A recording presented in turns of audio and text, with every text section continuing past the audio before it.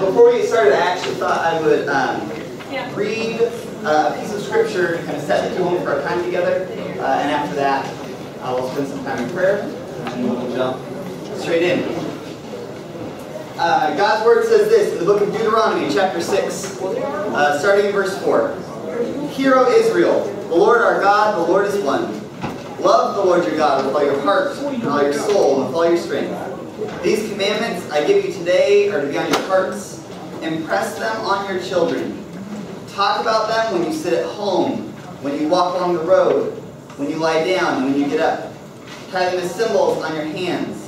Bind them on your foreheads. Would you pray with me? Father God, we are grateful that you've called us into this place today. God, we pray that what we hear and talk about today would change not just our lives, but God, the lives of the families in our congregations. God, that we would be able to, through your power and your Spirit, reach families in our communities with the gospel, that they might know you. And we pray this in all things in Jesus' name. Amen. Some of you might have noticed when you picked up the page as you came in, or you look at the screen, that I've made up a word. It is orangeology. Someone even asked me, what is that? What language is that? It's made up. But I wanted to start with a made-up word to kind of go from there so that we are all starting on the same page. I hang out with a bunch of people in ministry that use the color orange to represent a strategy for family ministry. And so you will notice my computer today has an orange cover on it. I generally try to have orange somewhere. And it's to represent this strategy that is basically this. We believe the church is called to be a city on the hill, a light to the world. And we use the color yellow to represent the church, which is called to bring the gospel to others. We also know that the family is based on love. And there's this love that exists between parent and child that's bigger than anything we can actually explain. I have 3 kids of my own. I have a 6-year-old son, a 4-year-old daughter, and a 9-month-old son. And being a parent opens your eyes to this idea that God's love for us, when He calls Himself Father, there's something significant there. We use the color red to represent the love of a family. And we believe that if you blend yellow and red together, if the church can effectively partner with the family, you create orange. You create a ministry strategy that equips parents to lead the faith conversation in their homes. That is orangeology. That is the color orange.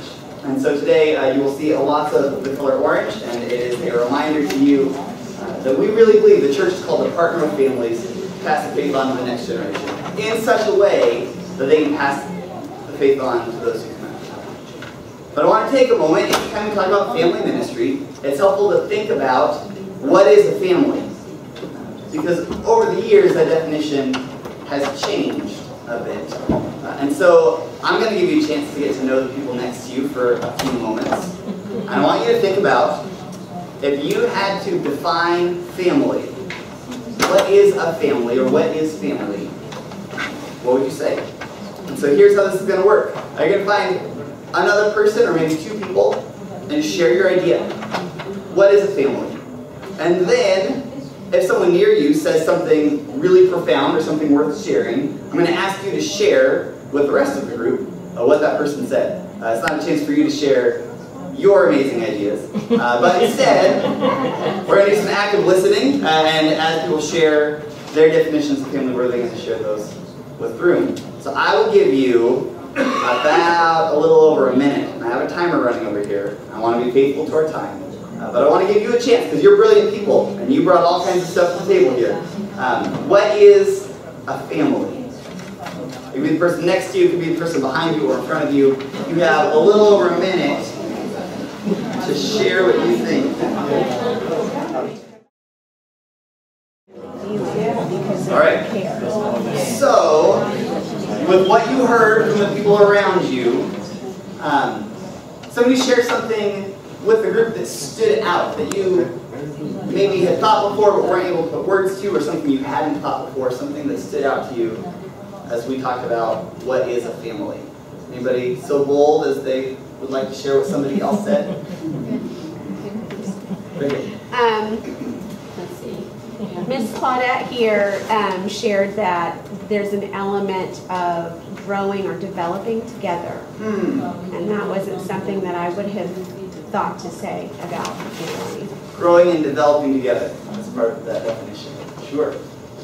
How we brought up not just the blood family, but the church family. Because our church is like a family. And we've been taught that is to be in the places. Yeah. Did that come up in other conversations at all, that the church is? Yeah, absolutely. What else? Same thing, I'll talk about not in the blood family, but Ian here said talking about being united with a common goal. A common goal. Okay, yeah. For me, it's a group of people who are accepting, loving, and helping each other like they are. Because sometimes a son can have another goal different than yours, but you still acting like a family when you are supporting him and loving him. If you don't practice that, even if you are a blood family, you will be broken and not be a family anymore, or will be a dysfunctional family. Now, there's a lot of conversation in both the faith world and also the secular world about what is a family. Like, that is not a new conversation, and it's not unique to the church. And with that in mind, there's a video from ABC News that I would love for you to watch, and it looks like this. There is landmark research out tonight about an institution most of us are a part of, the American family. And not too long ago, a wife, a husband, 2 kids, that was the definition of the American family. But divorce, gay parents, unmarried couples with children, all that is changing what we think. So researchers set out to determine, how do we define an American family today? Here's John Bergman. There's the Addams family, the First family, my family, and the Partridge family. I think I love you. All called family, but what counts as family?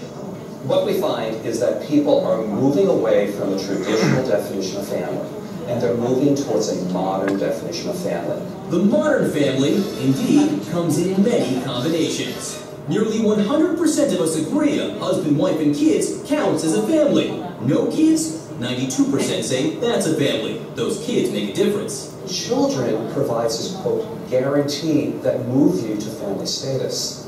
For instance, an unmarried man and woman living together. Hey. Hi. Under 40% say that's a family.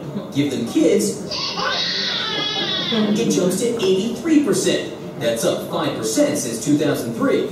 A gay couple, 33% say that's a family. With kids, 64%. A 10% jump in just the last 7 years. People right now are really reevaluating their views about same-sex couples. What about pets? More than half of us say they're in the family, but 2 guys living as roommates. Sorry, Felix, just 10% say they're family.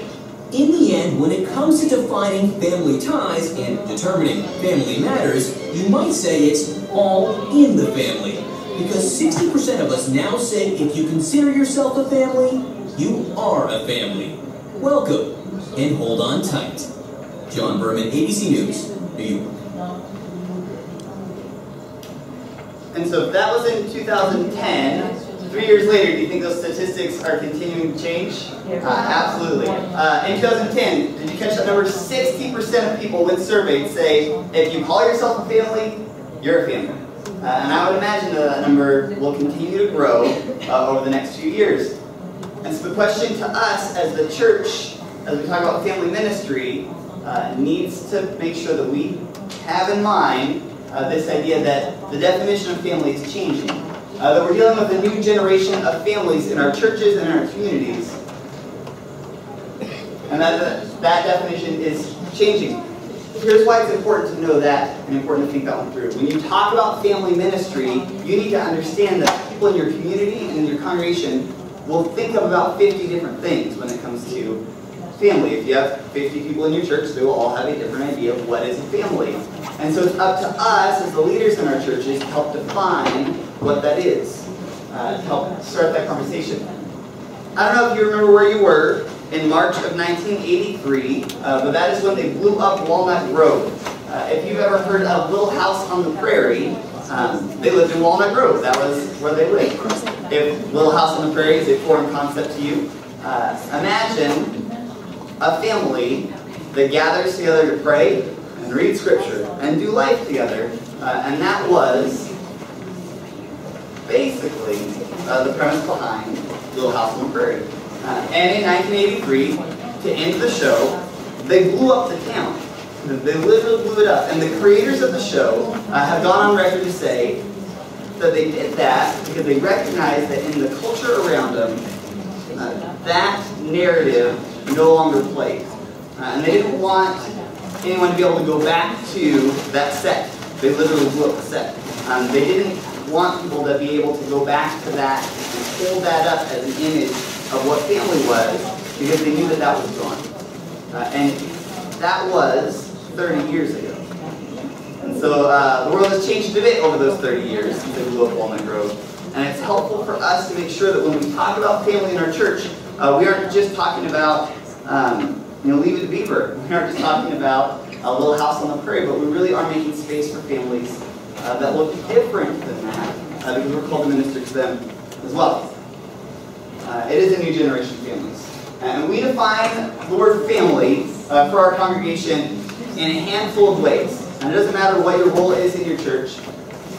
The stories we tell as a church help define what a family is. And so think of those times when you have a chance, either in a conversation or a newsletter, or if you're a pastor in a sermon, to tell stories of families that might look a little different than they would have looked 30 years ago. To intentionally talk about families as bigger than just a mom, a dad, 2 and a third kids. We also have a chance with the stories we write. As we put words into print, are we making room for families that might not be traditional? Here's an example. When you send out a letter or an email to families, do you start at Dear Parents? I only ask because, what if it's a grandparent raising a child? Or an aunt? Or an uncle? Are you making space in the words that you write for families that might be non-traditional? If it's Dear Mom and Dad, how does that play in a family where Dad left?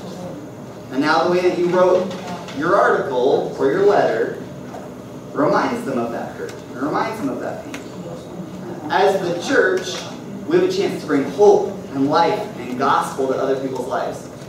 And so it's important that we're careful with the work we write to make sure we're making space for families that might not fit that traditional model. We also have a chance in the stories that we show. And so when we let families share stories in our congregations, whether that's in ministry spaces on a Sunday or elsewhere, are there creative ways that you can show other people that family might look different? Maybe it's in graphics you use on your church website to make sure that you're not just showcasing families that are all of one color and are a mom and a dad and 2.5 kids. Now, it's funny for me to say because I live in a family with a mom and a dad and 2 kids and a baby. And so I have to make sure that I am communicating to my congregation that not all families look like mine. And that's okay because, as some of you said, we're all part of a bigger family, a family in Christ. And I love that some of you said that in your church, that's just a part of your language. And your congregation knows and owns that idea. And it's probably because you were intentional in the way that you showed your church what a family was and wrote about what a family was and talked about what a family was. There's another thing that I talk about when we talk about partnering with parents and partnering with families, and it's the simple idea of being likable. I don't know the last time that you went to the doctor's office. I was at one about a week ago. I was speaking up at a camp up in Northern California, and they had a water slide built into the side of the mountain. And my son, who's 6, really wanted to go on the water slide, but didn't want to go if he didn't know it was safe. And so being the dad that I am, I decided I would go first and show him how safe it was. And unfortunately for me, I started higher on the water slide than I should have. And so, as you bank around corners, I don't know the last time you went on a water slide, it had been a while for me. As I banked around the last corner, I had too much speed because I weighed a lot more than a 3rd grader. And I actually went up and out of the water slide and ended up at the doctor's office. I had a few stitches. They were removed before I went on my trip out here to see you. And as I showed up at urgent care that day, I had to remember this principle, that people partner with people they like. And they treat them differently if they feel like they like you. And so the first thing I asked when I got up to that window was, how's your day going? What time did you start work today? What time are you off? And by making sure that person knew that I thought they were a person and not just a machine doing intake, their entire demeanor changed and began smiling at me. And so I wonder what a weekend worship service looks like at your church and what your role looks like. And if you go out of your way to be likable, there's a couple different ways I suggest for you to just kind of think through.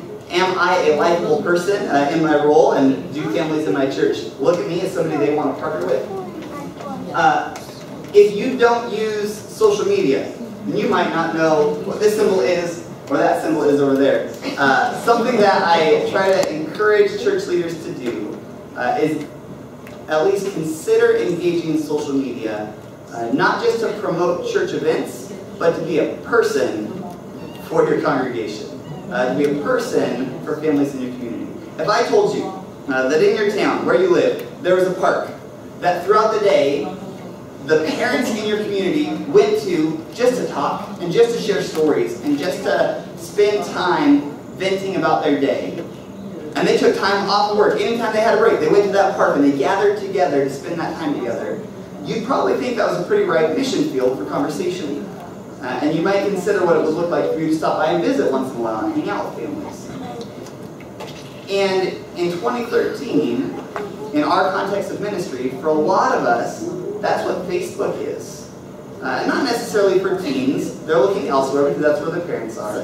But that's where their parents are, is on Facebook. And they're sharing their hopes and their fears and their dreams and their favorite recipes and all sorts of things. Their favorite jokes. Sometimes it just looks like a ton of trash that they're just putting out there. But they're there. And so what does it look like for you to be present in that space and to be intentional about being somebody who's real and authentic? That someone might say, hey, I like that person. I might want to partner with them. Here's a great way to not be likable on social media. Get really political. Or don't be careful about the things that you push share on, right? Because there are families in your community that might look at your social media accounts, Facebook or Twitter, and they're going to determine everything they need to know about you by the things that you push like on and the things you push share on.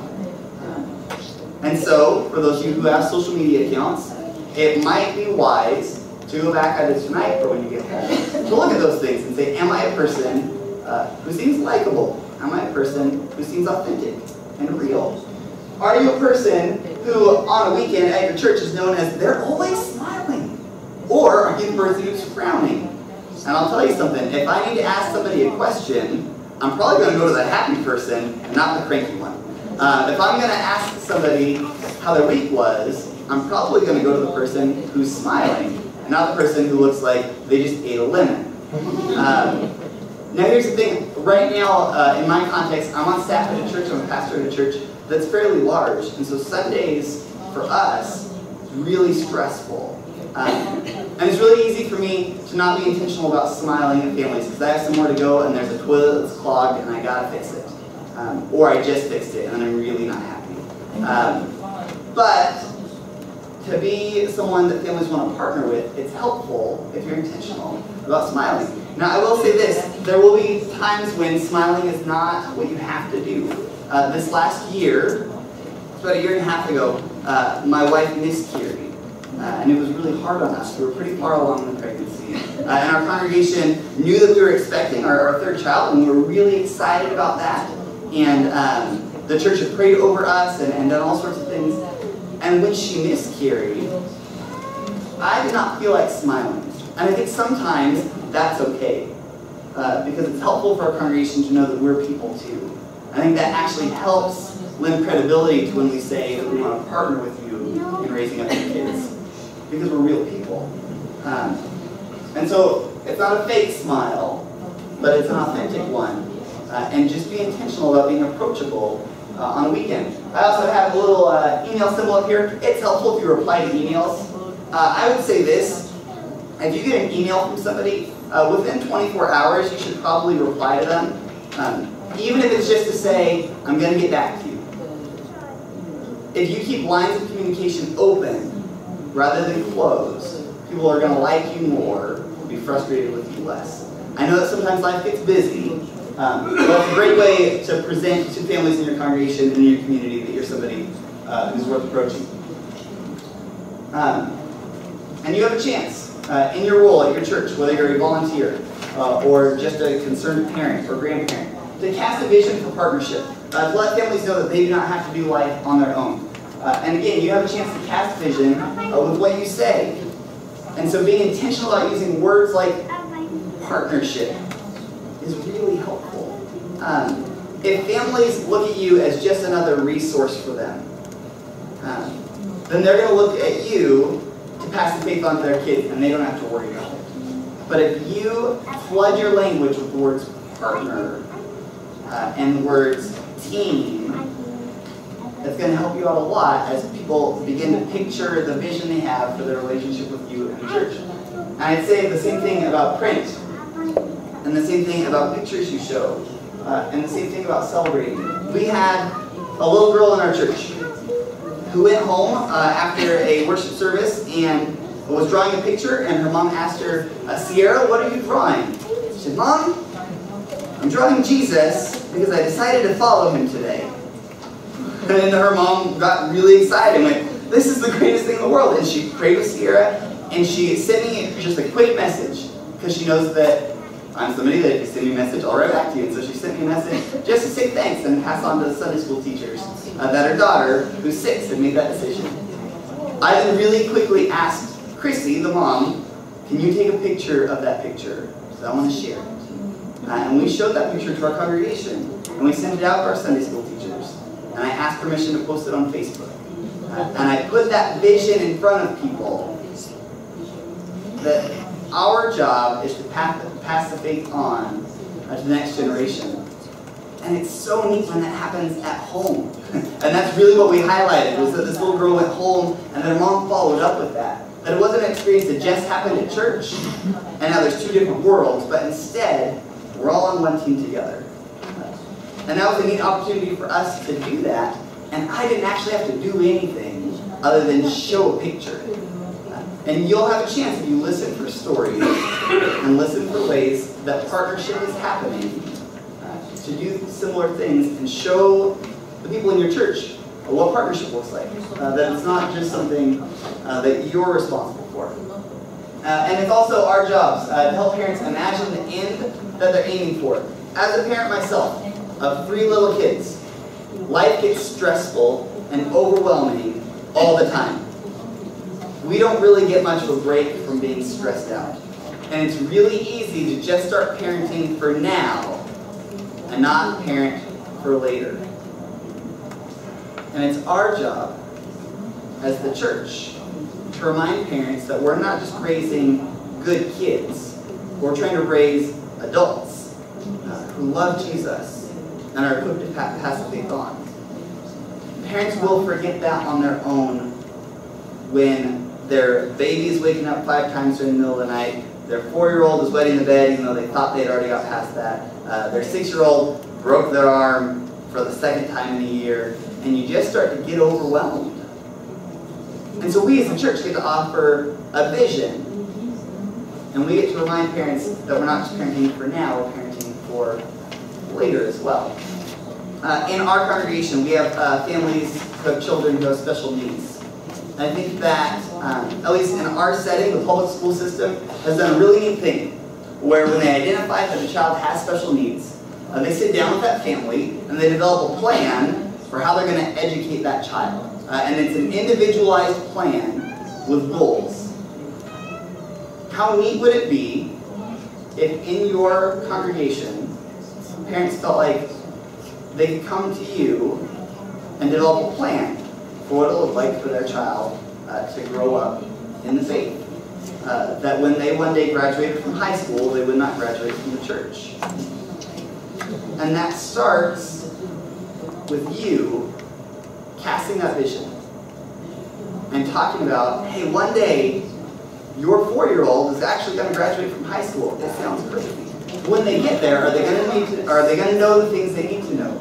Are they going to be practicing the things they need to practice so that faith sticks with them? We have a phrase we use a lot, and I'll get to it in a second, but it's that we do what matters before it matters, so that when it matters, we're already doing it. Our hope is, by communicating with parents who have children in preschool about the things that matter most, that you can form rhythms with them then, so that as they hit elementary school and middle school and high school, they're already doing those things that matter most. They already have other adult voices in their life talking about Christ. They're already reading scripture and praying with the family. Often, families on their own initiative begin trying to do those things when their children hit high school because they realize the crisis has hit. And at that point, trying to build in new rhythms becomes harder. But if you start young, in those preschool years, it's easier to work in those rhythms for a family. Let me go back to that. So the parent is the expert and not the enemy. This is a posture statement. Sometimes it's easy to be frustrated with families and frustrated with parents and frustrated with grandparents who only bring their kid to church once a month, or don't talk about faith at home, or haven't opened up a Bible in a month. It's really easy to get frustrated with them. But if you, in your language, communicate to parents and other people raising kids that they're actually the expert, and you just want to come alongside them, it changes everything. They're the person who spends 3,000 hours with a kid over the course of a year, and you, if you're lucky, will spend 30 to 40 hours with that same child. So really, from a practitioner standpoint, they're an expert. You might think that you could do the job better, but that's because you have their kids for a fraction of the time. And if you're able to actually use your 30 to 40 hours to influence and impact those 3,000 hours they spend with their child, we really believe that you're able to magnify and exponentially increase the amount of impact you can have on a child's life. A helpful statement just for you to know, and for me to know, and for me to say out loud, is that we're not the greatest influencer in a child's life. When children are surveyed about who the important voices are in their life, even through teenage years, parents are at the top of the list. Now, they might say it's an influencer and so they react against, right? But parents really are the greatest influencer in a child's life. It's not all up to you. And so part of that, for some of us, is freeing. To know it's not all up to us, that's great. And for some of us who are control freaks, kind of like myself, that's frustrating because I wish I could just do it all. But at the end of the day, children are going to look to their parents to see what does it look like to be an adult who loves Jesus, or an adult who's a part of a faith community. And so it's important that you talk as though you're on the same team with the parent. Sometimes that happens at pickup from Sunday school. When a child gets picked up and maybe is busy playing with a friend, and the parent says, it's really time to go. If you go over to the child and say, hey, your parents say it's time to go, and we're actually on the same team. I like them a whole lot. It's time to go. That communicates to the child that you're there to be on the same team with their parents, and it also communicates to the parents that you're there to partner with them. Often in children's ministry, it's easy just to be friends with the kids. And for them just to love you, and that's great. And you seem like a different voice than their parents. And so sometimes they love you a whole lot because you're a different voice than their parents. But if you're able to communicate that you're actually on their team, that you're actually in it together, then that changes the posture of both parents and children in your church. And it's helpful to remind your team, the other people who serve in Sunday school with you or in youth group with you, that you don't serve children, you actually serve entire families. You aren't there just for that child. You are there for the child is a member of that family, but it's a bigger role than just making sure that for an hour on a Saturday or on a Sunday, that you're there to teach a kid about Jesus. You're actually there to serve the entire family. And so you have a chance to speak that partnership into reality. If you read through the book of Psalms, it was one of the first kind of song books of God's people, and it was also a pretty theological document. And as they sang those words into reality, they were reminded that God was with them in times of hard. They were reminded that even though they were being oppressed, that God still was there for them. And so even in those times when they didn't feel it, they sang it into reality. And you have a chance with your words to speak partnership into reality, to reframe some of the things you've been doing, so families might understand that you're there to partner with them. It's also helpful to know that families are busy, and that might not be a shock to you, but it's a reality to a lot of us who work with families, that they're busy. And often that means that church does not stay a priority in their life because they have soccer, or they have baseball, or they have the beach that they could go to. And the beach is neat, right? And I totally get it. Families are busy. And families are being pulled in more directions than they were a decade ago or 2 decades ago. There was a time in some of our cultures when it was expected that families would go to church. That is gone. Sunday is now a family day for a lot of people. Sundays are for football. Sundays are not necessarily in our culture a day for church or Saturdays. And so it's just important to recognize that families are being pulled in lots of directions. And that parents are overwhelmed. And so if you just give them one more thing they have to do, that's not partnering with them. That's being the principal who's angry with them.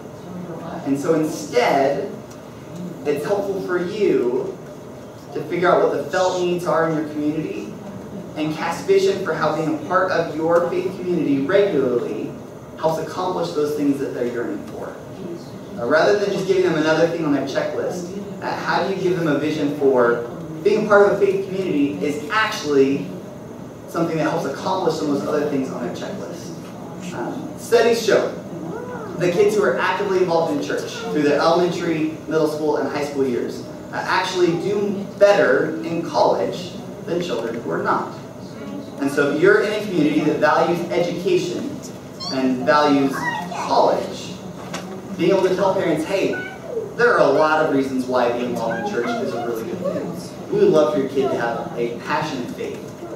But also know this, that then being involved in Sunday school and youth group and church might actually help them later on in life and give them a vision for what that looks like. Now along the way, you then get to recast and reframe what church is for. But if church feels like one more thing they have to do, that's stressful, and their lives are already stressful. And again, we remind them that we should be doing what matters before it matters. So when it matters, we're already doing it. The younger you can convince a family that being involved in church is a priority, the better off they're going to be. That's not to say that families with high schoolers are lost causes. In no way is that what I'm trying to communicate. I came to faith when I was in high school, and it changed everything. Some of you are like, that was 3 years ago. I'm older than that. But it's important to think through what are rhythms you can build into a family's life now that will help them later. So, are you equipping families to talk about faith around the dinner table when their kids are in kindergarten? If they build that rhythm in then, and their child, as they learn to read, is also reading a Bible that's age appropriate for them, it isn't a foreign idea or concept when that child is in 8th grade, because it's something that their family just does. It's a rhythm they already created. It's also helpful just for you to know, walking out of here, not everyone cares. You're going to walk back to your churches. You're going to have an idea of partnering with families, and there will be parents who say, so what? And that's just a reality. That is a thing that exists that you can't necessarily always change. You can pray that Christ will change their heart. But to some extent, you can't change the fact that not everyone will care. We, in our context, and as I've gone around to different churches to spend time with them, feel like the split is about 20-80 in a lot of congregations, about parents who are actually deeply invested in their child's faith development versus those who don't have a vision for what that looks like. About 20%, about 80%. If you think in your congregation, in your faith community, that's a different number, something I'd encourage you to try out is the take-home challenge. If you have take-home sheets, something that kids work on at home, something you send them home with, spend a Sunday just setting that out for families, and don't tell them that it's there, and don't put it in children's hands, and just see how many of them grab that on their own. How many of them look for something to take home, to talk about faith during the week. Chances are it'll actually be a smaller percentage than 20% of your families will go out of their way to grab that extra piece of paper. Now, if you're putting it in their hands, more of them might use it. But if it's just sitting there, they aren't necessarily, I would guess, from what we've seen, looking for those things. If they are, let me know. I want to know what your church is doing. It's different than everyone else. And so it's helpful in this conversation to also determine levels of engagement. It's really easy to get frustrated with a family who is not bringing their kid to church all the time and want them to jump from that to and talk about Jesus at home. And it's helpful to think of it this way, that there are families in your community, in your town, in your city, who are not showing up to church. They aren't. You have no relationship with them. And so if a family is showing up, even if it's once a month, they've moved in towards a relationship with you, in towards a partnership with you.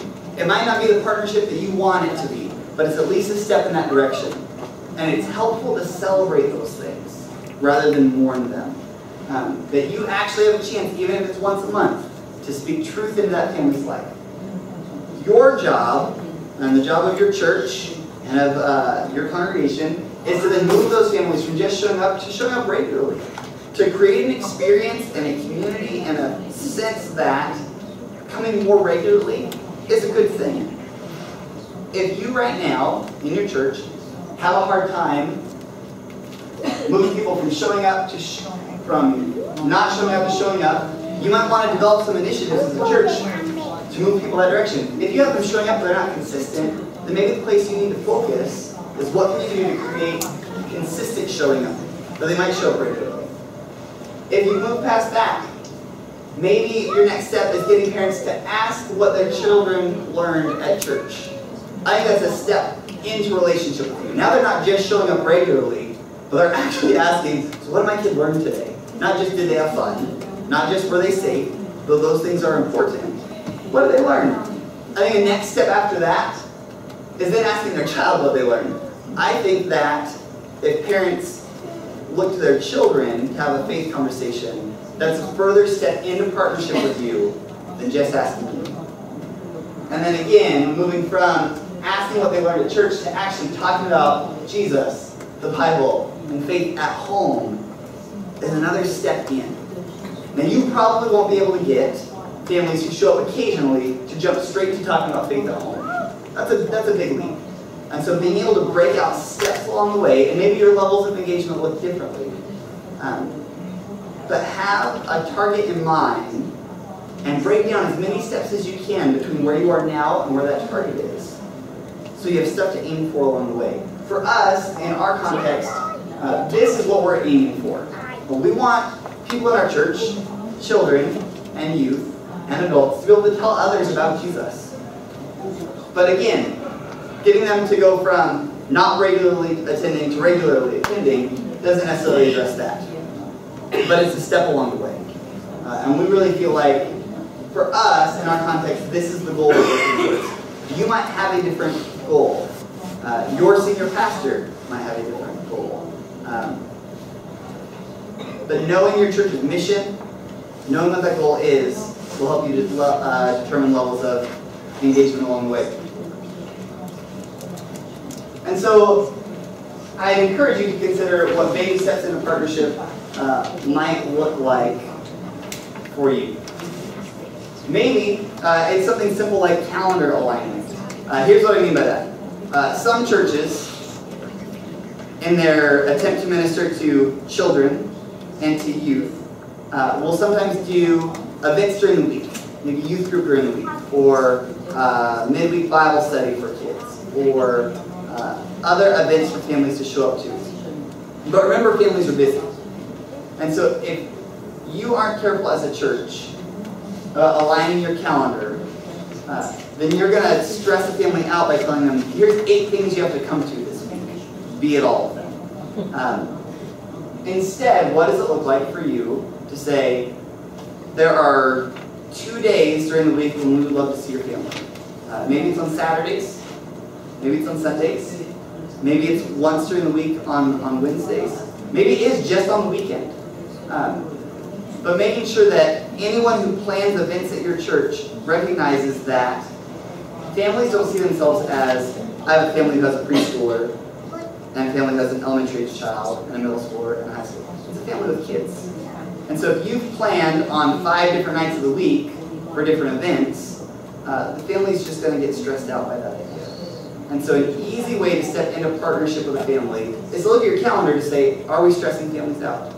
And maybe you aren't. And maybe that's an easy one for you. Maybe your next step is what we call table talks. Initiatives to help families talk about their faith at the dinner table. Are you, after you gather as the church, doing anything to equip families to talk about their faith as they sit down, as they share meals together? Now we know that families actually are sitting down to share meals less often than they used to. And so you have a chance to speak the importance of that into reality for your congregation. Say, hey, I know that you are a busy family, but maybe take 2 nights this week to sit down.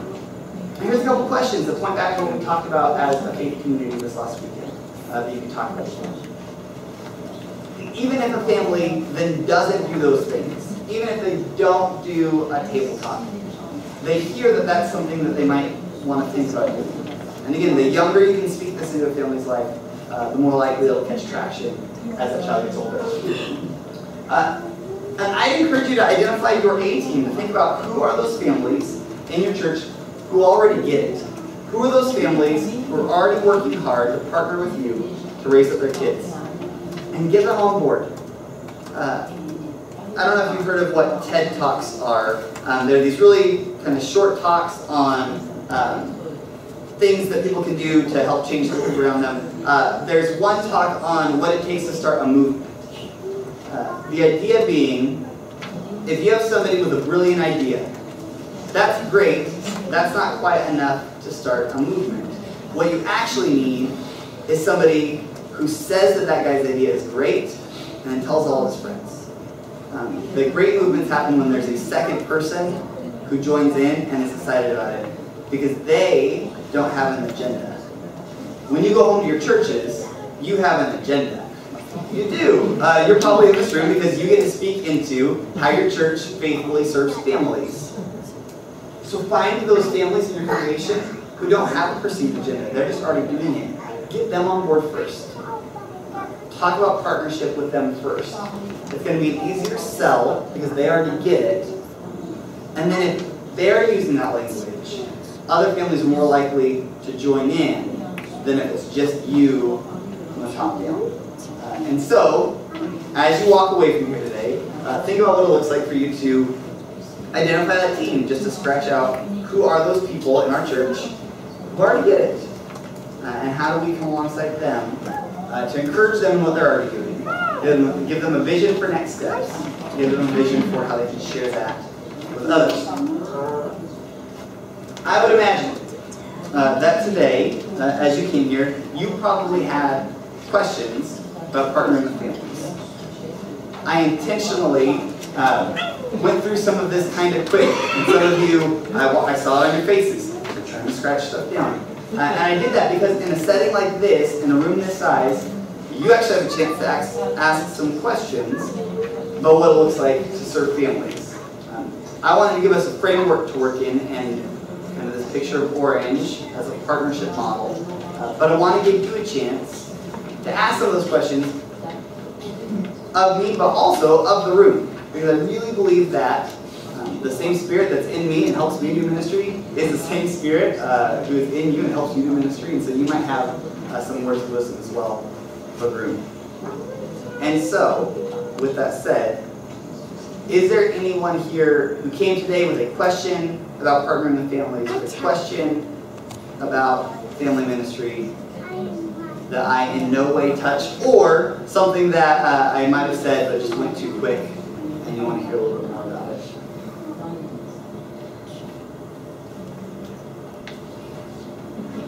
Yes? Good afternoon. My name is Martin Nesbitt. I arrived late, so perhaps you might have already covered that. Probably not. Partnership with a family. That husband and wife have different ideas or concepts about what it's all about. Yeah. How do you deal with it in families? Forming a partnership with that particular family. I'll tell you what we've done in my context, and then if anybody else has stuff to share, I'd love to hear from you too. That's tricky, right? When you don't have a united front when it comes to parents. It's one thing if it's a single mom, because then there's one voice, right? But if it's mom and dad and they're different, that's tricky, right? So in our context, we've found, generally for us, it's moms who love Jesus and love the church, and dads who are just checked out. It might be different for you. That's the context we live in. And so we find moms who are able to do it well, who are already doing it well, our 18 moms, and we ask them how. And we try to have them share their stories. We try to have them talk about what it looks like to raise up kids who love Jesus. Sometimes we'll have a mom and a dad get up and share those stories. But for us, in casting a vision, what it looks like for the church to actually partner with families where it's a little bit harder. We try to find the ones who are already doing it and have them share their stories. We have on, during our weekend worship services, a parenting group that meets. We're fortunate enough that we actually have multiple services, and so we can juggle that a little differently. But if you have a Sunday school hour and a worship hour, in that setting where we talk about parenting, where we talk about the fact that parenting is hard, so we shouldn't do it alone, and that's our tagline. We try to make sure that in leadership, we have moms who are trying to just go it alone, so that other people who are in that boat don't feel like they're all by themselves. It can be tricky if you have a parent who's opposing the church, right? If you have a parent who's opposing faith development. So I would say a couple just practical things you can do. Pray like crazy. Because at the end of the day, there's only so much you can do. Jesus is going to have to do work. But also, let the parent know that you're there to partner with them. They might feel like they're in it alone.